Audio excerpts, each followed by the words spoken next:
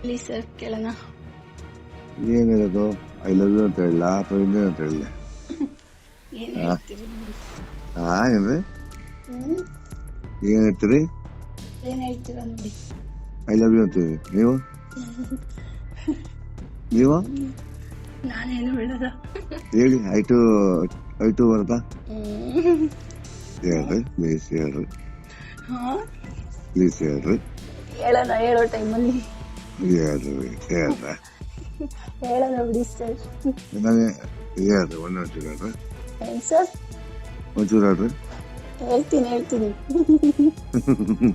Two ಅಂತ ಹೇಳ್ರಿ. ಯಾವ ಟೂ?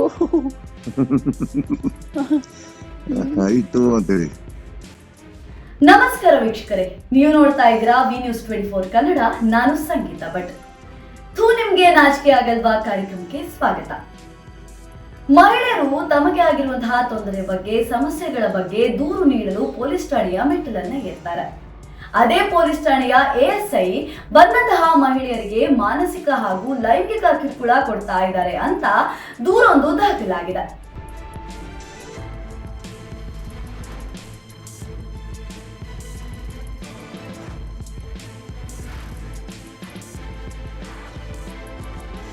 ಮಾಹಿತಿ ಹಕ್ಕು ಹೋರಾಟಗಾರರು ಮತ್ತು ಪತ್ರಕರ್ತರಾಗಿರುವಂತಹ ಭಗತ್ ಸಿಂಗ್ ಅರುಣ್ ರವರು ನೀಡಿರುವಂತಹ ದೂರಿನ ಪ್ರಕಾರ ಅಮೃತಹಳ್ಳಿ ಪೊಲೀಸ್ ಠಾಣೆಯ ASI ಚೆನ್ನಪ್ಪ ರವರು ಮಹಿಳೆಯರು ದೂರು ನೀಡಲು ಬಂದಿದ್ದಂತಹ ಸಂದರ್ಭದಲ್ಲಿ ಅವರಿಗೆ ಐ ಲವ್ ಯು ಅಂತ ಹೇಳಿ ಪ್ರಪೋಸ್ ಮಾಡುವುದಲ್ಲದೆ ಮಾನಸಿಕವಾಗಿ ಹಿಂಸೆಯನ್ನ ನೀಡ್ತಾ ಇದ್ದಾರೆ.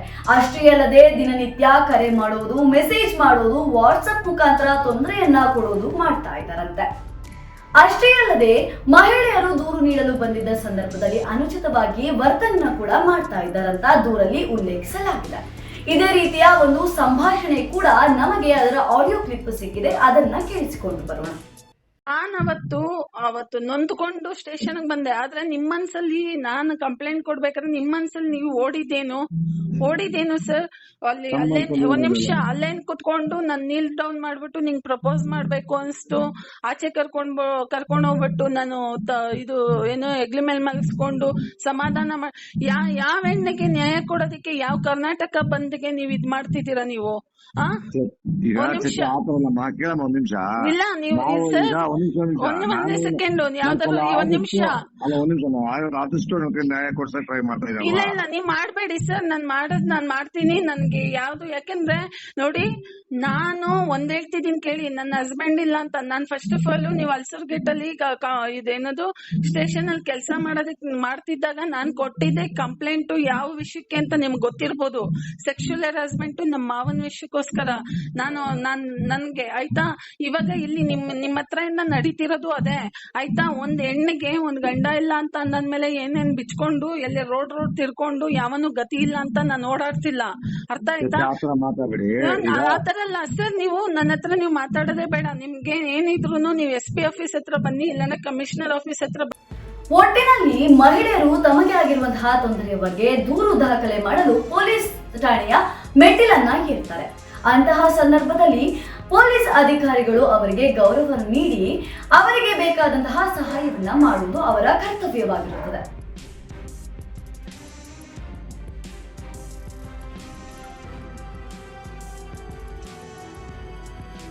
ಇನ್ನು ಈ ಆರೋಪದ ಬಗ್ಗೆ ಮಾತಾಡೋದಾದ್ರೆ ಸತ್ಯಾಸತ್ಯತೆ ತನಿಖೆಯಿಂದಲೇ ಹೊರಬರಬೇಕಿದೆ. ಯಾವುದೇ ಮಹಿಳೆಯಾಗಿರಬಹುದು ಧೈರ್ಯದಿಂದ ಪೊಲೀಸ್ ಠಾಣೆಯ ಮೆಟ್ಟಿಲೇರುವಂತಾಗಬೇಕು ಹೊರತು ಭಯದಿಂದ ಹಿಂದೆ ಉಳಿಯುವಂತಾಗಬಾರದು.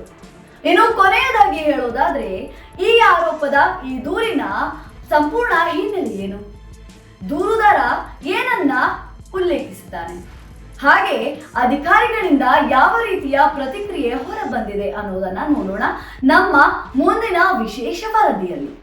ಧನ್ಯವಾದಗಳು.